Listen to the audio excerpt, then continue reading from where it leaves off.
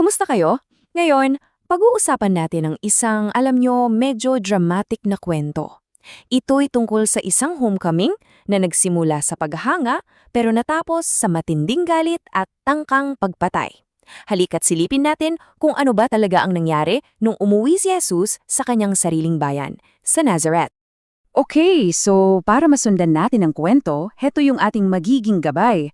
Una, titingnan natin yung pagbabalik ni Jesus. Sunod, yung napakahalaga niyang mensahe sa sinagoga. Pagkatapos, yung biglaang pagbabago ng mood ng mga tao, mula papuri, naging puot. At syempre, yung kanyang makapigil hiningang pagtakas at ang pinakaimportanteng aral na makukuha natin sa likod ng lahat ng to. Game, simulan na natin. So imagine niyo to, si Jesus na medyo sikat na dahil sa kanyang ministry ay bumalik sa hometown niya. Doon mismo sa sinagoga kung saan siya lumaki, kung saan siya nagbinata. Ang lugar punong-puno ng mga pamilyar na mukha, mga kababata, mga kapitbahay, lahat ng mata nakatutok sa kanya. Grabe yung excitement sa ere, alam niyo yon? Ang buong bayan nag-aabang talaga. Siyempre, nandyan ang pamilya niya, ang kanyang ina, mga kapatid. Lahat ng nakakakilala sa anak ng karpentero ay nakatingin. Ano kaya ang sasabihin niya? Ano kaya ang gagawin niya? Sobrang taas ng expectation, ika nga. Okay, so nagsimula na ang serbisyo. At bilang isang kilalang miyembro ng community, syempre, inanyayahan siyang makipagbahagi sa pagbasa. Kaya tumayo si Jesus at kunuha niya yung scroll ng propetang si Isaias.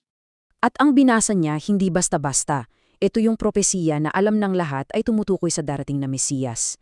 Isang napakagandang mensahe, di ba?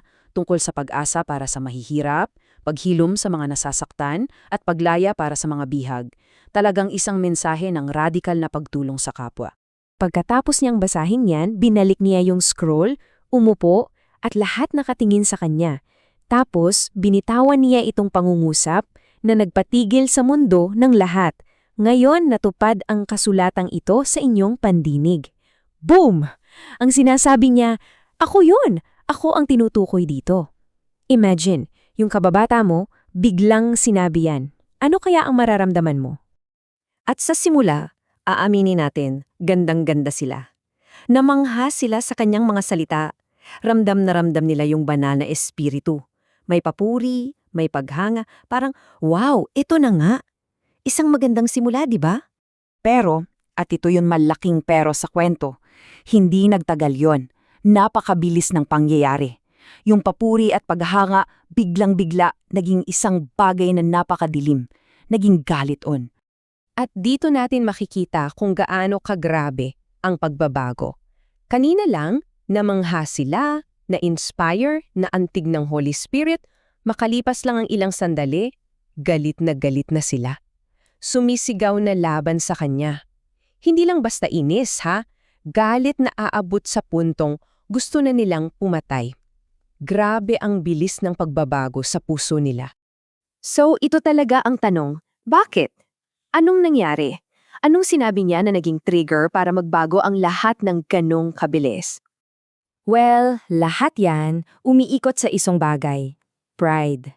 Una, nasaktan ang pride nila nung pinarating ni Jesus na kailangan nila ng kaligtasan na para silang mga bihag. Pangalawa, yung duda.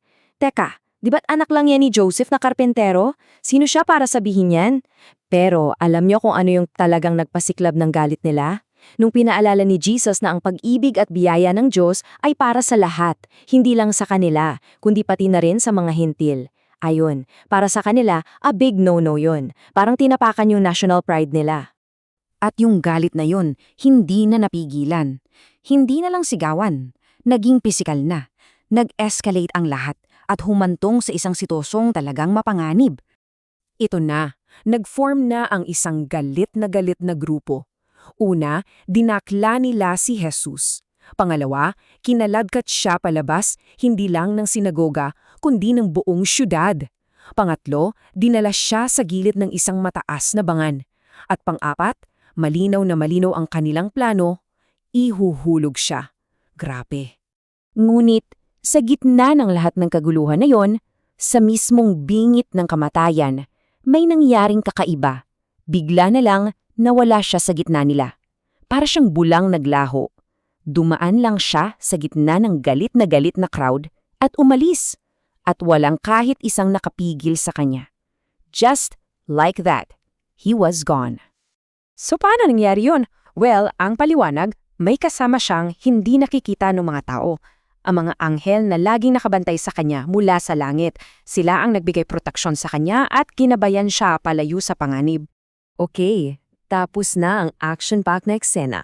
Ano yun ang aral dito para sa atin? Dahil ang buong pangyayaring ito may malalim na gustong ituro.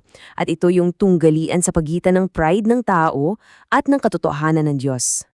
Ang ugat ng problema ay tinatawag na espiritual na pagmamataas. Ito yung sobrang pagnanais na itaas ang sarili na nagiging sanhi ng pagkabulag. Dahil masyado kang nakafocus sa sarili mo, hindi mo na makita ang katotohanan kahit nasa harap mo na. At yan mismo ang nangyari sa mga taga-Nazareth. So, para i-summarize, bakit nga ba nila siya tinanggihan? Kasi hindi siya ang Mesiyas na nasa isip nila. Ang gusto nila, isang hari na mayaman at makapangyarihan. Si Jesus simple at mahirap.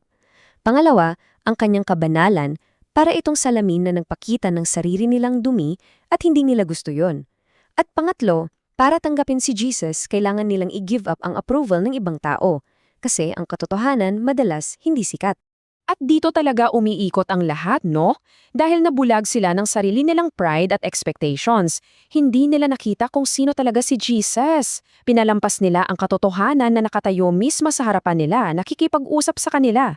Isang malaking paalala na ang tunay na kadakilaan hindi mo makikita sa panlabas na anyo. Hindi kailangan yan ng bonggang pagpapakita. Kaya para tapusin ang ating usapan, iiwan ko sa inyo itong tanong. Isipin natin, sa sarili nating mga buhay, ano kaya ang mga Nazareth natin? Ano yung mga pride, mga prejudice o mga inaasahan na baka nagiging pader na humaharang sa atin para makita at tanggapin ang katotohanan, lalo na kung ito ay hindi komportable o hindi ayon sa gusto natin?